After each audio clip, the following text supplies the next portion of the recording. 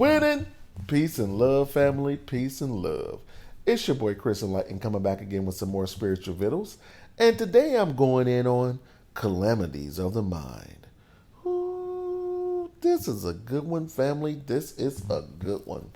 I'm dedicating this video to my sis out there in Cali traveling and her lovely mom, Dorothea Carr. Peace and love, ladies. This is for you. Now, everyone knows what a calamity is. A calamity is nothing more than an event that occurs that causes severe distress or mental anguish. Calamities of the mind is anything outside of you that's causing you to feel a certain way and it leads to depression. That's all calamities of the mind are. But there's three things that I implore people to do to get over calamities of the mind. First off, you have to raise your vibration. You have to raise your vibration. No matter what is brought your way. When you raise your vibration up enough, you will have an overview of the situation, and you can choose to feel however you want to feel from it. But if you're a low vibratory being, if you're choosing to resonate on a low frequency, whenever negativity or challenges come your way, you'll be a victim of the energy that comes with it. But when you're vibrating high and something negative comes your way, you're just going to look at it and laugh because you know who you are. You know who you are. I remember when I was younger and I would date before I met my queen, girls would ghost me and I would feel a certain way, be all sad on the verge of tears. Sometimes I did cry. I was young. I didn't know no better. But I didn't understand the energy of calamities of the mind. I was choosing to anchor my consciousness in a situation that no longer exists. They told me no, and it was over. But I was dwelling on, oh, they didn't like me, oh, creating all these things about what was wrong with me. Instead, I should have been relishing in the fact that here I am, this young, handsome God. Why am I worried about someone don't know the jewel that I am? You know? It took me years to realize that. And when I started to feel like I was worth more than what they thought I was, then I attracted my queen that I've been with for 25 years. I started being real choosy with the people that I was dating. People thought I was crazy. Why don't you go with that girl? Because she's not on my level. She's not on my level. So I refuse to let anyone under me make me feel a way, change my character because they didn't understand what they had in me. You know? So going forward, and to this day, I don't care who it is. If you don't realize who I am, that's your loss. I'm winning, and I keep it moving. I keep it moving. But I refuse to let anyone I love or know anchor their consciousness in a place that isn't winning. That isn't winning.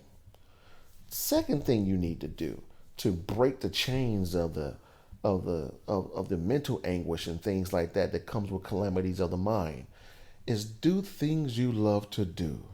I don't care how young you are. I don't care if you're middle aged, you got a bunch of kids, your husband, your seasoned lady, older in age. I don't care who you are or what age you are. You have to find the time to do the things you love to do.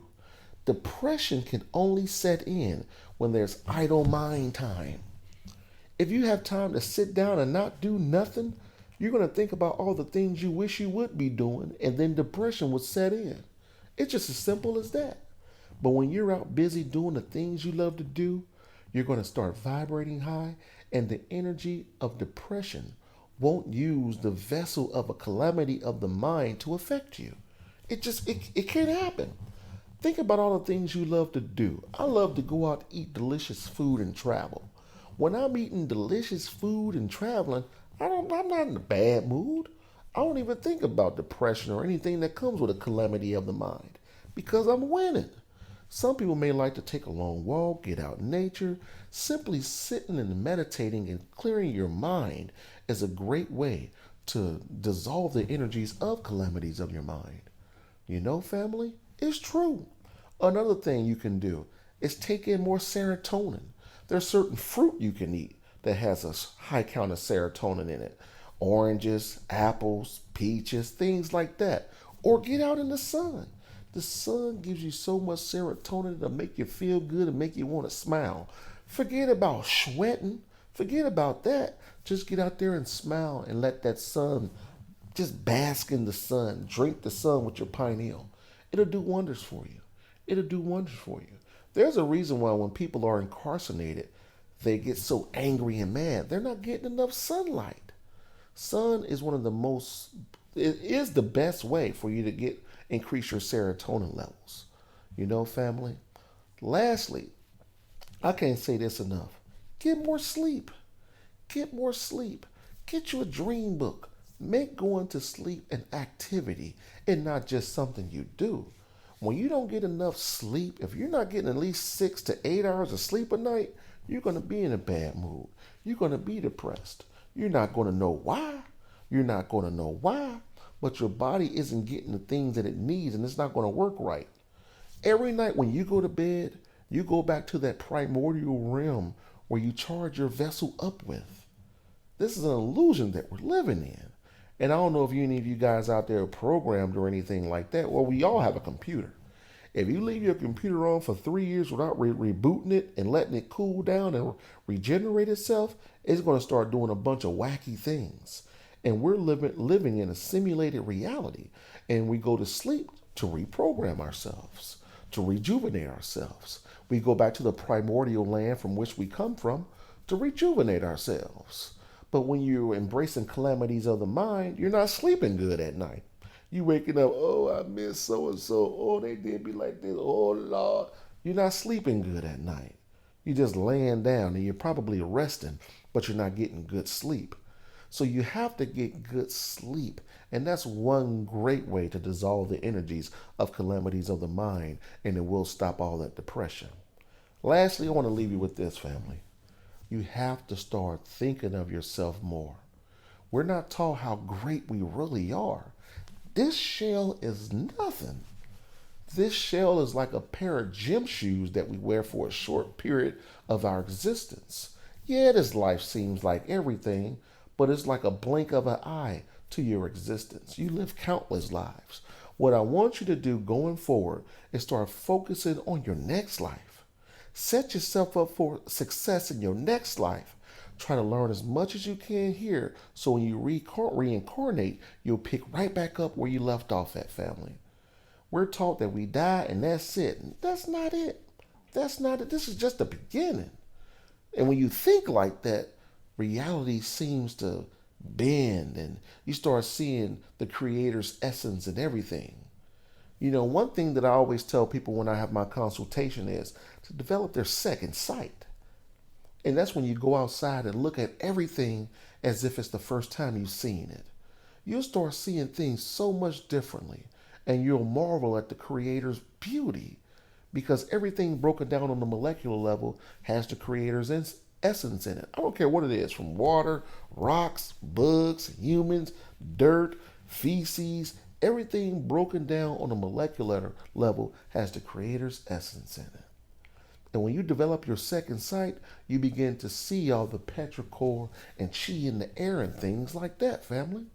So I really want you to go outside today and go outside and just marvel at the beauty that is in you, that is outside of you. Because there's nothing existing outside of you that isn't already in you, family. Okay? So I hope you got some jewels on how to dissolve the energy of calamity of the mind, how to break that mental anguish and stop anchoring your consciousness in things that don't even exist that cause depression. Because if no one else loves you, you should love yourself. Love yourself. You know, one of my first rituals was my first love ritual. And it was nothing more than me looking at myself in the bathroom mirror for 10 minutes, smiling and telling myself how beautiful I was. You know, someone gave me that ritual to help me tap into my feminine side. And you ladies out there, and even you men, some of you need to tap into your feminine side because we 50-50. And once you do that, you'll become a much softer person. Things will tend to go your way. You'll create this balance within yourself. You'll start feeling good, smelling good. You'll eliminate the detritus, the mental detritus in your life. Calamities of the mind won't bother you no more. You'll raise your vibration. You'll tap into the frequency of the Creator, which is love. And you'll start vibrating higher over all these low vibratory things that's coming your way, family. So Dorothea Carr and Traveling, I hope you got some jewels from this. Big bro, love you both. And peace and love. And like I always say, winning.